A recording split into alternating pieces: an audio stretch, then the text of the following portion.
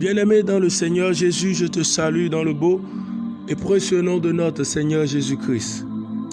L'amour du Père, la douce communion du Saint-Esprit sont avec nous dans le glorieux et puissant nom de notre Seigneur Jésus. Une fois encore ce matin, bienvenue à notre émission, ma déclaration matinale. Que dirons-nous donc? Demeurerons-nous dans le péché afin que la grâce abonde?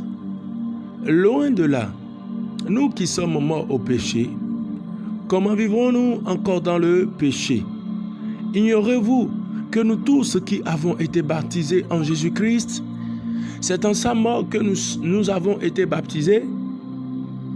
Nous avons donc été ensevelis avec lui par le baptême en sa mort, afin que comme Christ est ressuscité des morts par la gloire du Père, de même nous aussi, nous marchions en nouveauté de vie. Alléluia. Bien-aimés dans le Seigneur, l'apôtre Paul dit ici, demeurerons-nous dans le péché afin que la grâce abonde? Et il répondit, il dit, loin de là.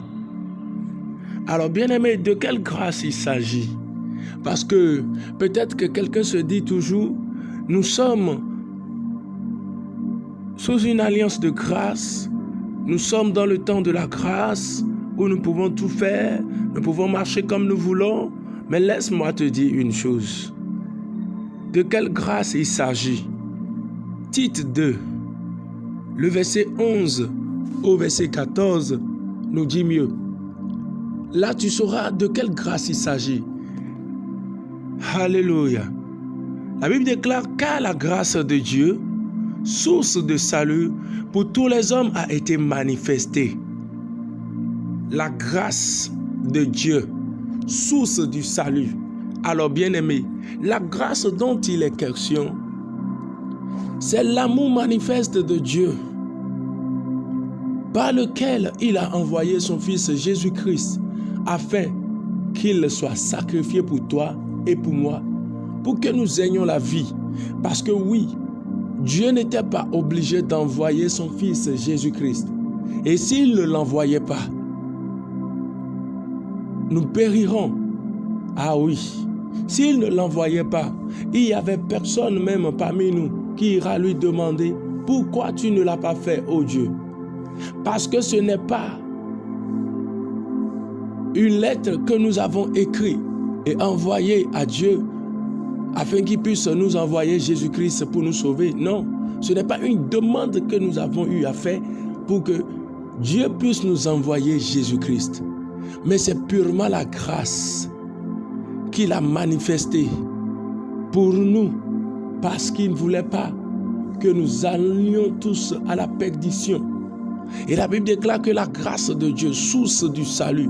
Alors, bien-aimés, ce que nous devons savoir, cette grâce dont l'apôtre Paul parlait, il dit, demeurons-nous dans le péché afin que la grâce abonde.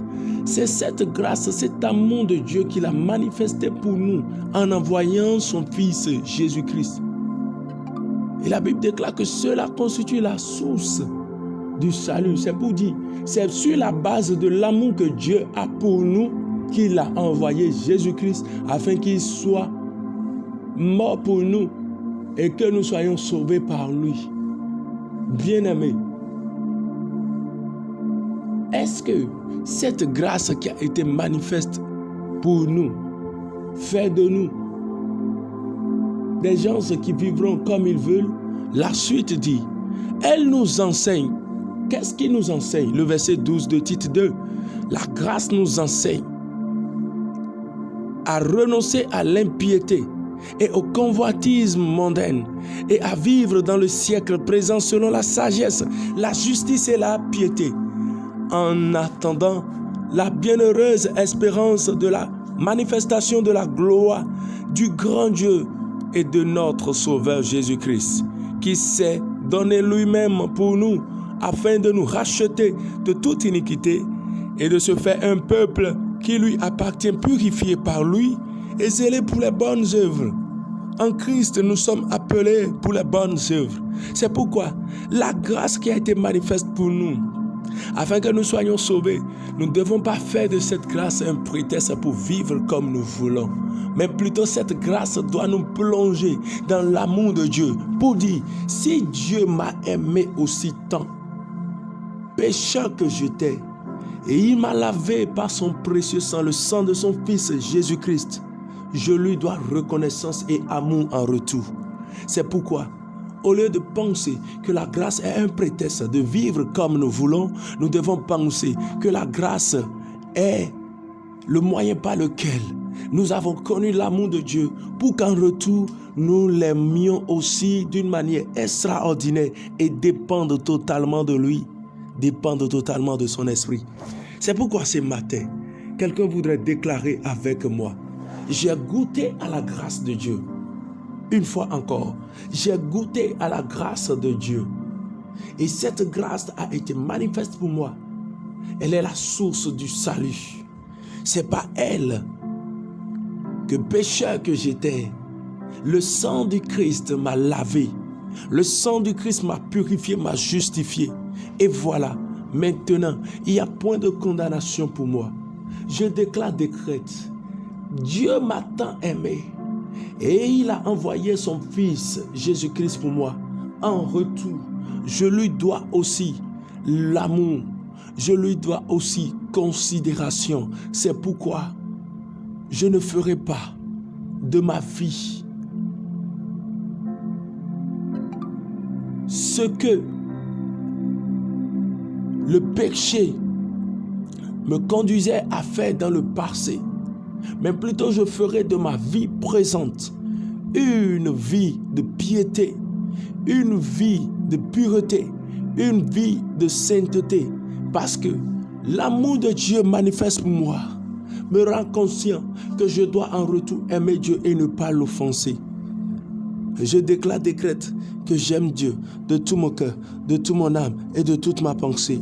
Et mes pensées sont toujours focalisées sur la parole de Dieu pour analyser toute situation et les juger conformément à la parole de Dieu et marcher dans la piété, marcher dans la sainteté au nom de Jésus-Christ de Nazareth. Je déclare que le don précieux du Saint-Esprit qui m'a été donné me conduit dans les chemins de la justice. Et voilà, je marche selon l'Esprit et je n'accomplis point les désirs de la chair dans le glorieux et puissant nom de mon Seigneur Jésus. Je déclare que oui, j'abonde dans la sainteté et la grâce. L'amour de Dieu manifeste pour ma vie abonde encore et m'amène dans des extrémités que je n'avais jamais pensées. Me transporte dans la gloire de Dieu et je vais de gloire en gloire, de percée en percée au nom de Jésus-Christ de Nazareth. Je suis puissant, je suis prospère en Jésus-Christ de Nazareth. Amen.